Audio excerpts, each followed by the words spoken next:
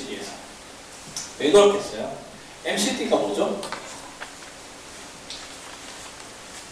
혈액 내에 단백질이 심장으로 나가는 거예요. 원래 나가면 안 되는 것들. 그럼 혈액 내에 단백질이 부족해지겠죠. 전해질 강의 들으신 분 아시겠지만 컴포넌트가 세 가지죠. 혈액 내, 엑스트라 베스큘러 스페이스, 세포내. 세포내를 가르는 기준은 소듐이에요. 소듐은 세포 밖에만 있어요. 혈관이냐 혈관 밖을 가르냐는 기준은 교질섬터예요. 단백질이에요. 단백질은 혈관 내에만 있어요. 자, 혈관 내에 단백질이 소실됐어요. 혈관 내에 단백질이 소실됐어요. 그러면 혈액은 혈압에 의해서 엑스트라 바스큘러 스페이스로 빠져나가요. 혈액 내에 단백질이 소실되는 다는 의미는 그 말 이꼴 그대로 혈액 내에, 혈관 내에 혈액량이 부족해진다는 말이랑 똑같은 말이에요. 그래서 MCD에서는 급성 저혈량 위기가 잘 생겨요. 치료는 뭐? 단백질이 없어서 교질 삼투압이 떨어져서 생긴 거니까 알부민을 주면 돼요. 이해하시면 다 연결이 되는 거예요. 증상은 그대로 그냥 쇼크 증상이죠. 쇼크 증상. MCD는 잘 재발해요. 스테로이드에 대한 반응성 되게 좋아요. 스테로이드의 반응성 좋으나 자주 재발해요. 그만큼 스테로이드를 자주 써줘야 돼요. 그래서 족보 문제 중에 스테로이드의 부작용에 대한 문제도 있는 거예요. 근데 10대 후반이 되면 많은 예에서 재발 없이 회복이 돼요. 소아과 중에 사춘기, 10대 후반이면 대충 사춘기 좀 지난 거긴 하지만 대충 사춘기쯤이잖아요. 사춘기에 잘 낫는 질환들이 꽤 많아요. 특히 뭐 알레르기 질환들, 뭐 열성 경련, 그리고 뭐 케톤 저혈당 위기는 한 9살 정도 되면 저절로 좋아져요. 소아과는 나이가 들면 저절로 좋아지는 질환들이 좀 있어요. 그래서 그거는 시줄 날줄로 따로 빼가지고 뒤에 다시 한번 말씀을 드릴게요. 자, 장기간 스테로이드 치료 시 부작용. 이것도 제 전해질 강의 들어보셨으면 그대로 이해하실 수 있어요. 자, 스테로이드는 세 가지죠. 글루코콜티코이드, 미네랄로콜티코이드, 섹스 호르몬. 스테로이드. 다 스테로이드예요. 네, 미네랄로콜티코이드가 알도스테론이잖아요. 미네랄로콜티코이드가 신장에 작용하는 방식이 뭐죠? 알도스테론이 신장에 작용하는 방식이 뭐죠? 김윤섭 씨. 네. 그리고 뭐 마그네슘은 어떻게 할까요? 칼슘. 네. 정확히 알고 계시는데요. 원리를 말씀을 드릴게요. 알도스테론은 소듐만 제수를 해요. 소듐만 제수하고 할 일 다 했어요. 그 다음에 뭐가 해결을 하느냐? 전이차가 만들어지죠. 양이온을 끌어들였어요. 그러면 안쪽은 포지티브가 되고 바깥쪽은 네거티브가 되죠. 그럼 안에 있던 양이온들은 어떻게 되죠? 다 튕겨져 나가죠. 그게 알도스테론이에요. 소듐만 끌어당기고요. 나머지 양이온들은 다 전기적인 힘으로 내보내는 거예요. 이거 알고 계시면 따로 안 외워도 돼요. 뭐 칼륨은 어떻고 칼슘은 어떻고 다 필요 없어요. 소듐 끌어당기고 양이온은 다 전기적인 힘으로 나가는 거예요. 그러니까 고혈압, 고혈당, 혈액량이 많아졌다는 거죠. 고혈압, 고혈당, 고나트륨혈증, 그리고 모든 양이온은 저가 되는 거예요.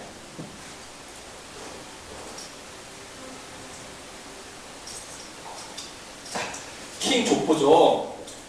콩팥 흉터로 확인하는 방법은 뭐 DM사 스캔 외우시면 되고요. 의미 있는 세균료도 외우시면 돼요. 다 10의 5승이에요. 방광청자만 10의 3승이고요. 증상이 있는 요로 감염은 당연히 항생제 투여를 해요. 근데 무증상 세균료는 다 항생제 치료하면 안 돼요. 단 임신시나 뭐 점막이 손상되는 때만 치료를 하는 거고요. 그 이외에는 다 치료하면 안 돼요. 그리고 애들은 치료한 다음에 다 낫고 나면 보이딩 시스토 유레스로그래피를 통해서 방광, 요관, 역류가 있는지 확인을 해줘야 돼요. 다 나은 다음에 시행을 하는데 만약에 뭐 입원했을 때 바로 소변 배양 검사에서 음성이면 그냥 퇴원 전에 해줘도 돼요. 한마디로 다 낫고 나면 VC 유지를 시행을 한다 이렇게 알고 계시면 돼요. 방광, 요관, 역류는요. 치료를 해야 되는 목표는 신우신명을 방지를 하고요. 신장이 손상되는 거, DMS 스캔 하잖아요. 신장 손상되는 걸 방지를 하기 위해서 그 검사를 하고 치료를 하는 거예요. 그래서 방광, 요관, 역류가 보인다. 그러면 무조건 항생제를 부어야 돼요. 무조건. 앞에는 무증상 세균이니까 항생제 안 쓰죠. 근데 역류가 있으면 무조건 항생제 써요. 게다가 너무 심하면 수술까지 해요. 헤몰리틱 유레믹 신드롬. 이거는 원인균만 알고 계시면 자동적으로 해결이 돼요. 원인균이 이콜라이 5157이에요. 5157. 이콜라이 5157은 EHEC죠. 엔테로톡식 헤몰리지 이콜라이예요. 헤몰리지 이콜라이. 그렇기 때문에 이콜라이 5157에 감염되면 당연히 속된 말로 피똥 싸는 거죠. 피똥 싸고 나서 시콜레로 생기는 증상이 헤몰리틱 유레믹 신드롬이에요. 그래서 무조건 목통과 피가 섞인 설사 후라는 말이 없으면 이건 일단 헤몰리틱 유레믹 신드롬은 아닌 거예요. 일단 피똥 싸고 그 다음에 신장에 문제가 생긴 게 헤몰리틱 유레믹 신드롬이에요. 그래서 피가 나가니까 창백해지고 소변량 감소하고 신장에 문제가 생기는 것들이죠. 그리고 헤모글로빈이랑 스트로보사이트, 헵토글로빈은요. 글로불린의 일종인데요. 중요한 것 같지는 않은데 또 기출문제에 헵토글로빈이 있더라고요. 글로불린의 일종인데 그 헤모글로빈이랑 결합력이 되게 좋은 글로불린이에요. 그래서 용혈성 빈혈이 있을 때는 감소해요. 왜? 용혈성 빈혈이 있으면 어떻게 되겠어요? 헤모글로빈이 막 생산이 되죠. 헵토글로빈이 거의 다 막 갖다 붙겠죠. 그래서 헵토글로빈이 갖다 붙어서 헤모글로빈이 배출이 안 되도록 막는 거예요. 그러니까 용혈성 빈혈이 있으면 무조건 헵토글로빈은 감소를 해요. 근데 얘네들은 헤몰리틱 유레믹 신드롬에서는 그 마이크로엔지오패틱 헤몰리틱 아네미아, 한마디로 그 혈관이 좁아져서 그 안에서 기계적으로 파괴되는 헤몰리틱 아네미아가 생기잖아요. 그러니까 헵토글로빈도 떨어지는 거고요. 그래서 마이크로엔지오패틱 헤몰리틱 아네미아 생긴다는 거 알고 계시면 당연히 헬멧셀, 버스셀 이런 거 다 파괴 변형된 적혈구를 의미를 해요. 마이크로엔지오패틱 헤몰리틱 아네미아가 생기는 질환이 TTP 있죠. 한 번은 대답 계속 잘 하고 계시는데요. TTP 있어요. 원인균만 아시면 해결되는 거고요. 이콜라이 5157을 원인균을 아시라는 게 뭐냐면 이콜라이 5157은 항생제에 대한 반응성이 되게 좋아요. but 항생제 쓰면 절대 안 돼요. 이콜라이 5157 감염은 항생제를 쓰면 오히려 증상이 더 악화돼요. 그게 파괴가 되면서 아마 독소가 배출이 돼서 그런 거라고 파악을 하고 있는데요. 어쨌든 이콜라이 5157은 항생제 절대 금기예요. 그래서 그냥 대중요법 하면 돼요. 이게 출혈 있고 막 하니까 헤모글로빈 파괴되고 하니까 적혈구 수혈, 필요하면 적혈구 수혈하면 되고요. 그래서 기출문제 정답은 다 적혈구 수혈인 거예요. 그냥 대중요법이에요. 필요에 따라. 그리고 또 다행인 게 이콜라이 5157은 거의 대부분 시간이 지나면 다 나아요. 그러니까 문제는 안 되죠.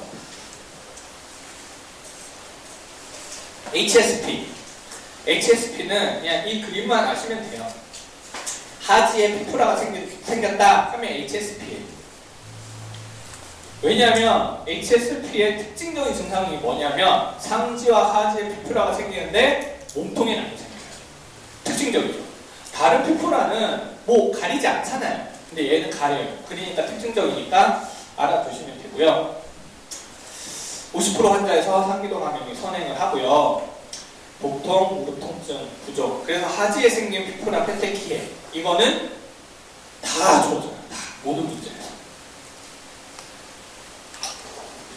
그리고 HSP가 원래는 신장에 분류가 되어 있지 않은데 저는 신장에 분류를 해놓은 게 HSP는 신장에 따라서 예후가 결정이 돼요.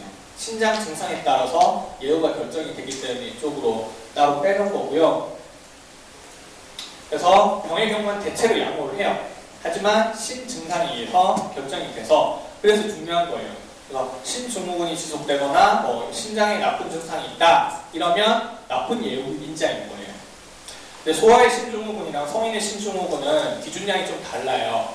성인 같은 경우는 책에 따라 조금 다른데 3.5g, 뭐 4.5g 요거보다 크면 신증후군으로 얘기를 하고요. 소아의 신증후군은 애가 작잖아요. 그러니까 또 한참 성장할 때니까 체 표면적이 바뀌니까 체 표면적에 따라 용량이 달라요. 대충 이 정도 된다는 거 알고 계시면 되고요. HSP도 뭐 원래는 대체로 양호하다고 하니까 큰 치료법이 없어요. 그냥 대증요법을 하면 돼요. 근데 이런 약간 면역계 쪽 질환들 치료가 제일 어렵다고 했잖아요. 왠지 스테로이드 써도 될 것 같고 뭐 면역 글로불린 뭐 이런 거 헷갈려요. 그래서 따로 제가 찾아서 봤는데요. 스테로이드 쓰긴 써요. 그 HSP 질환 자체에 영향을 주거나 신장의 문제라고 했잖아요. HSP는 신장 침범을 예방하거나 그런 효과는 전혀 없어요. 단 복통이 있거나 부종이 있거나 중추신경계 합병증에는 도움이 돼요. 그래서 아마 기출문제에는 답이 스테로이드일 거예요. 그거 보시면 아시겠지만 심한 복통을 호소하는 증상이 있어요. 그래서 스테로이드를 쓰는 거지 전반적인 병의 경과에는 스테로이드가 효과가 없어요. 그리고 면역 글로불린, 면역 억제제 등도 아직 검증이 더 필요하다는 식으로 홍창희 책에는 기술이 되어 있어요. 심판이 최근에 나왔으니까 뭐 요 정보는 최근 정보로 하시면 됩니다. 자, 폴리시스틱 키드니 디지즈. 이거는 거기서 그 신장 내과에서 했었죠. 다낭성 이형성신이랑 구별을 좀 해야 되는데요. 폴리시스틱 키드니 디지즈, 다낭성 이형성신 둘 다 막 신장에 시스트들이 막 생긴 것들이에요. 근데 두 개는 완전히 달라요. 다낭신 질환은 유전 질환이에요. 다낭성 이형성신은 유전 질환이 아니에요. 다낭신 질환은 그 양측으로 침범을 해요. 근데 다낭성 이형성신은 한쪽으로만 침범을 해요. 그리고 이 형성이잖아요. 형성이 안 된 거예요. 그래서 스캔을 했을 때 신장이 없어요. 근데 다낭신 질환은 스캔을 했을 때 정상 신장이 다 보여요. 이런 차이점이 있다는 거 알아두시면 되고요. 내분비 질환 볼게요. 당연히 애들한테 중요한 건 저신장이죠. 그리고 요즘 뭐 부모님들 이런 것 때문에 또 잘 오시니까 저신장을 볼게요. 저신장은 두 개로 나눠요. 1차성 성장장애랑 2차성 성장장애로 나누는데요. 1차성 성장장애는요. 한마디로 교정이 안 되는 저신장이라고 아시면 되고요. 2차성 성장장애는 교정이 되는 저신장이에요. 무슨 말이냐면 1차성 성장장애는 골연령이 지연되지 않아요. 내 나이 18세면 골연령도 18세예요. 교정될 부분이 없어요. 2차성 성장장애는 내 나이가 18세면 골연령이 9세예요. 9살이나 교정될 만큼의 포텐셜이 있다는 거예요. 그렇게 알아두시면 그 골연령에 대한 부분도 해결이 될 거예요. 근데 1차성 성장장애가 퍼시픽엔 골연령 지연 없다 이런 식으로 기술이 되어 있는데 전혀 없느냐? 터너 증후군이 1차성 성장장애거든요. 근데 터너 증후군 기출문제 보시면 아시겠지만 대부분 이렇게 되어 있어요. 18세의 여아, 골연령 6세 정도로 이렇게 기술이 되어 있어요. 약간, 아주 약간의 지연은 있을 수 있어요. 그건 1차성 성장장애예요. 근데 2차성 성장장애는요, 기출문제에 18세인데 뭐 14세, 12세 뭐 이런 식으로 주어져요. 그런 게 2차성 성장장애고요. 2차성 성장장애는 교정이 되는 저신장이기 때문에 2차성 성장장애가 더 중요해요. 얘네들은 치료하면 따라잡기 성장이라고 해가지고요. 바로 정상 수치로 도달이 돼요. 바로 정상 수치. 그리고 요 수치 알아두시면 좋은데요. 사춘기 이전 소아의 성장이에요. 성장 급증기 아닐 때예요. 성장 급증기는 사춘기 때랑 0에서 2세죠. 성장 급증기가 아닐 때 1년에 4cm 이상 성장하는 게 정상 수치예요. 2차성 성장장애 가장 흔한 원인 중에 하나가 체질성 성장 지연이거든요. 뭐냐면 원래 괜찮은 애인데 그냥 체질적으로 늦게 크는 거예요. 그냥 조금 크는 시기가 늦을 뿐이지. 저도 체질적 성장 지연이 있어. 어렸을 때 되게 작았거든요. 근데 나중에 크는 거예요. 그렇기 때문에 얘네들은 문제가 안 돼요. 얘네들을 구별할 수 있는 기준이 뭐냐면 이거예요. 정상 성장률을 보이면 체질적 성장 지연이고요. 1년에 4cm 이상의 성장률을 보이지 않으면 이건 문제가 있는 거예요. 찾아야 돼요. 뭐 그로스 호르몬이 부족하다든지 어떤 호르몬 문제라든지 이랬을 때 4cm 이하로 보이고요. 2차성 성장장애, 호르몬의 효과를 아셔야겠죠. 성장에 영향을 미치는 호르몬은 4가지예요. 그로스 호르몬, 타이로이드 호르몬, 그리고 섹스 호르몬, 그리고 코티졸, 스테로이드. 위에 거 2개는요, 결핍이 되면 저신장이 있어요. 위에 거 2개는 결핍이 되면 저신장이 있어요. 아래 거 2개는요, 많으면 저신장이 있어요. 구별해서 알아두셔야 돼요. 왜냐하면 문제는 어떻게 주어지냐면 코티졸 부족, 코티졸 과잉 이런 식으로 주어지기 때문에 구별해서 알아두셔야 돼요.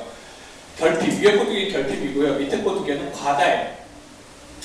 근데 헷갈릴 수가 있는 게 생식샘 발생 장애도 2차성 성장 장애를 유발을 해요. 근데 그러면 성호르몬이 과소할 때는 어떠냐? 그건 저신장 아니에요. 그때는 그냥 성적으로 분화가 못 되는 거고요. 저신장으로 기술이 되어 있지 않아요, 책에. 그러니까 태어났을 때부터 문제가 되는 성장 장애인데요. 나중에 커서는 성호르몬 과다가 저신장을 유발하지 성호르몬 과소는 저신장을 유발하지 않아요. 구별해서 알아두셔야 되고요. 위에 거 3개는 다 골연령 지연이 있어요. 왜? 2차성 성장장애는 뭐죠? 따라잡을 수 있어요. 지금 지연된 상태지만 치료하면 그 지연이 회복이 돼요. 성호르몬은 아시죠? 사춘기 일찍 오면 엄청 크지만 결국은 성장판이 일찍 낮춰서 문제가 되는 거죠. 그래서 성호르몬만 골연령이 촉진이 되어 있어요. 그리고 이거 위에 거 4개 호르몬의 역할만 아시면 다른 건 다 풀 수 있고요. 나머지 2개는 외워두셔야 돼요. 생식샘 발생장애 말씀드렸어요. 그리고 가성 부갑상샘 저하증이라고 또 나와요. 그것도 족보에 있는데요. 얘네들은 부갑상샘 자체의 어떤 역할 문제가 아니에요. 얘네들은 유전질환이에요. 찾아보니까 얘네들이 뭐 여러 가지 형으로 나눠 있는데 아마 1A형이 가장 흔한 형이고요. 1A형에서 특징적으로 자기 키를 보인다 이렇게 기술이 되어 있더라고요. 그러니까 얘네들은 어떤 호르몬 때문에 뭐 PTH가 뭐 무슨 영향을 미치지? PTH가 저신장에 영향을 미치지? 아니에요. PTH는 신장에 영향을 안 미쳐요. 근데 가성부갑상샘 저하증은 그 자체가 유전질환이고 그 유전질환의 특징이 저신장인 거예요. 내분비까지만 하고요. 좀 쉬도록 하겠습니다. 선천성 갑상선 기능 저하증 중요해요. 소아에서 가장 흔하기 때문에 중요해요. 가장 흔하기 때문에 원인은 형성 부전이 거의 대부분이에요. 특히 이소성. 발생학 때 보셨겠지만 갑상선이 여기 위에서 이렇게 쭉쭉 내려가잖아요. 내려가다가 걸린 거예요. 걸려가지고 제 위치에 못 가고 형성이 못 된 경우가 가장 흔한 원인이에요. 주소 많죠. 뒤에까지 있거든요. 그만큼 기출문제도 많고 다양하게 주어진다는 거예요. 이건 기출문제 있는 것만 옮겨온 거기 때문에 일단 보통 3, 4개월 이후에 증상이 나타나요. 왜냐하면 모체의 갑상선 호르몬이 태아로 전달이 돼요. 이따 보시겠지만 TSH랑 프리티포는 전달 안 돼요. TSH랑 프리티포는 태반 통과를 못해요. 근데 T4, T3는 태반 통과를 해요. 그래서 태어나서 바로 증상이 있지는 않아요. 근데 구별하셔야 될 게 철분 항체, 저번 때 수업 들으신 분들은 아시겠지만 철분 항체는 보통 6개월까지 갖고 있거든요. 근데 얘네들은 3개월 정도밖에 못 갖고 있잖아요. T3, T4가 통과는 하는데요. 통과는 하는데 잘 통과하지는 못해요. 조금만 통과를 해요. 그러니까 통과량이 적다라는 건 그 책에 있는 내용이니까 조금만 전달을 하는 거고요. 근데 또 상충될 수 있는 내용이 뭐냐면요. T3, T4는요. 원래는 기능을 하는 호르몬이 아니에요. 모든 호르몬은 프리포밍 기능을 하죠. 단백질에 결합되어 있는 호르몬은 반응성이 적어서 기능을 하진 않아요. 근데 T3, T4가 넘어가기 때문에 갑상선 기능 저하증이 3, 4개월 이후에 증상이 나타난다. 이렇게 외워버리면 또 헷갈려요. 그러니까 구별해서 알아두셔야 돼요. T3, T4가 어느 정도 조금만 기능을 한다. 이런 식으로 알아두셔야 돼요. 왜냐하면 나중에 TBG 결핍도 나오거든요. TBG 결핍, 사이로이드 바인딩 글로불린 결핍. 얘네들은 TSH랑 프리-T4는 정상이고요. T3, T4가 감소를 해요. 그럼 갑상선 기능 저하증 증상이 나타난다? 아니에요. 기능 증상 전혀 없어요. 아무 문제 안 돼요. 치료 안 해도 되고 평생 그냥 그렇게 살면 돼요. 그러면 헷갈리는 거예요. T3, T4가 기능을 하는가? 안 하나? 하는 것도 아니고 안 하는 것도 아니고 헷갈릴 수 있거든요. 구별해서 알아두셔야 되고요. 성장 발달 지점이 있어요. 아까 얘기했죠. 그로스 호르몬, 사이로이드 호르몬은 결핍될 때 저신장이 일어나요. 근데 얘네들은 태어났을 때는 정상이에요. 태어났을 때는 정상인데 자라나면서 저신장이 생기고요. 자라나면서 상절기, 하절기에도 문제가 생겨요.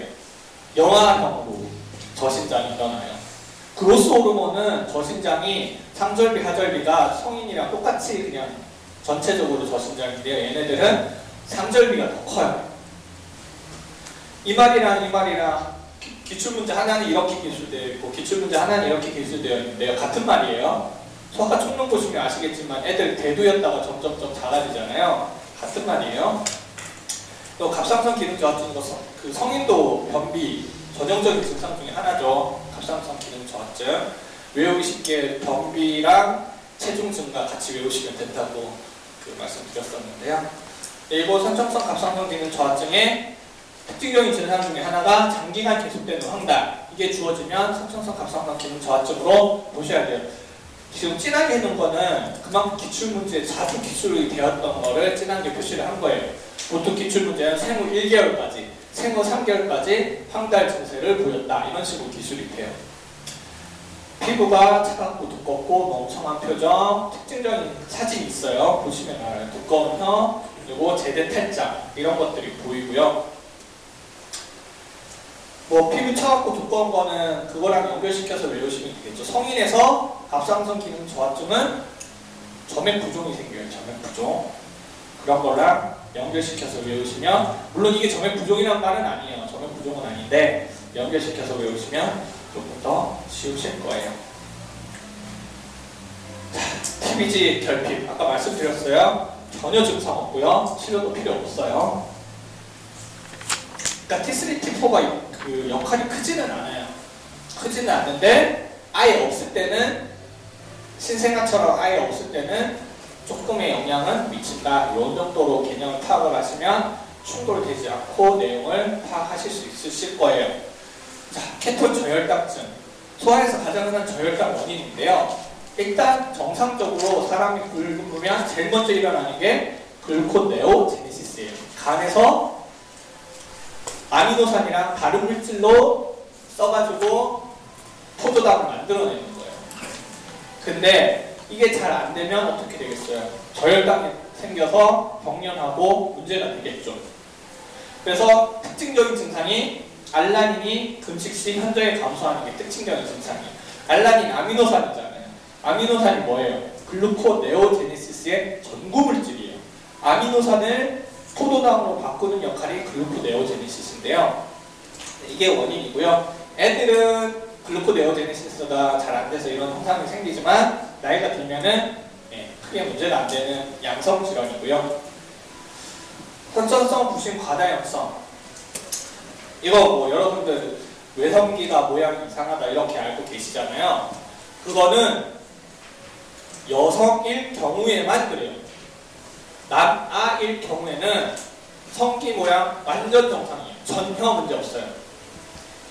그 기출문제가 너무나 전형적인 것들만 주어지니까 그렇게 외워두셨는데, 근데 그렇게 알고 계시면 나중에 조금 문제를 비틀어버리면 푸실 수가 없어요. 그러니까 그 기전을 알고 계시면 돼요. 기전을. 자, 볼게요. CAH의 90% 이상은 21 하이드록실레이즈 결핍이에요. 뭐냐면 여기서 막힌 거예요. 여기서 막힌 거. 이 밑으로 못 내려간다는 거예요. 그러면 얘네들이 어떻게 하겠어요? 다 이쪽으로 넘어가겠죠. 그럼 뭘 만들어요? 테스토스테론을 만드는 거예요. 한마디로 CAH는 테스토스테론이 많아진 질환이에요. 그냥 테스토스테론이 많아진 질환이에요. 그러니까 여아에서 외성기가 애매해지는 거예요. 원래 여아인데 테스토스테론이 많아지니까 성기가 커져요. 커지는데 여아니까 제대로 못 커져요. 그래서 애매한 성기가 생기는 거예요. 남아는 전혀 문제 안 돼요. 남아는 전혀 문제 안 돼요. 구별을 하셔야 되는 게 나중에 뭐 진성 반응량이라든지 아니면 성선 형성이 안 된다는 거 이런 질환들이 나와요. 아마 듣고 있을 거예요. 그게 나오면 헷갈리는 거예요. 자, 성선 형성 이상은 뭐겠어요? 얘네들은 남아인데 성선이 제대로 형성이 안 돼서 성기가 제대로 만들어지지 않는 거예요. 구별되죠. CAH는 남아는 정상이고 여아가 애매한 성기가 되는 거고요. 성선 형성 이상은 남아가 성기가 애매해지는 거예요. 전혀 다른 거예요. 그래서 기출문제는 어떤 식으로 되어 있냐면 핵 사진 주어지고요. 거기에 바바디 없는 걸로 주어지고 그럼 X, Y자는 남자인데 외성기가 이상하다. 그럼 그거는 절대 CAH가 아니에요. 그거는 성선 발생이 잘못된 거죠. 어쨌든 그래서 테스토스테론이 많아진 거고요. 21은 또 그 다음으로 흔한 게 11베타인데요. 11베타도 비슷해요. 여기가 막힌 거잖아요. 여기가 막혀요. 거의 비슷해요. 그래서 얘도 테스토스테론이 많아진 거예요. 차이점은 뭐냐면 여기서 막힌 거랑 여기서 막힌 거랑 뭐냐면 얘는 DOC는 어느 정도 알도스테론 역할을 해요. 미네랄로콜티코이드가 작동을 해요. 그렇기 때문에 11이 문제가 되면 고혈압이 생겨요. 21이 문제가 되면 미네랄로콜티코이드 역할을 할 수 있는 물질이 하나도 없어요. 왜? 여기 볼게요. 프로게스테론, 하이드록시 프로게스테론이에요. 알도스테론이랑 전혀 관계없는 물질들이에요. 그래서 알도스테론이 없는 거예요. 그래서 전형적으로 주어지는 게 염분 소실령인 거예요. 염분 소실령.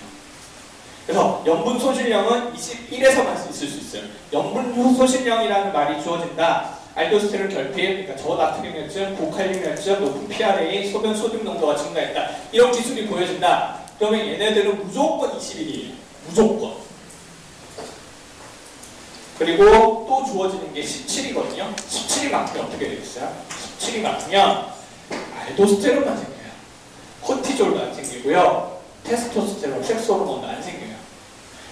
뭐 이거는 조금 벗어나지만 왜 테스토스테론만 있고 여성 호르몬은 없냐라고 얘기하실 수 있잖아요. 에스트로겐은 테스토스테론을 전구물질로 해서 만들어내는 거예요. 테스토스테론에서 에스트로겐으로 바뀌는 거예요. 어쨌든 그렇게 하시면 되고요. 21 하이드록실레이즈 한마디로 테스토스테론 과다 생성이고요. 그래서 당연히 골련력 촉진되고요. 조기에 나타나고 성장 촉진 다 당연한 말이죠. 여드름 많은 거 당연한 말. 근데 종용이 정상 또는 지연 요거는 정상 약간 헷갈리긴 한데요. 중요한 건 아니고요. 테스토스테론 농도 높아지고 이게 잘 주어져요. 11 하이드록시 프로게스테론이 증가한다는 게 잘 주어지거든요.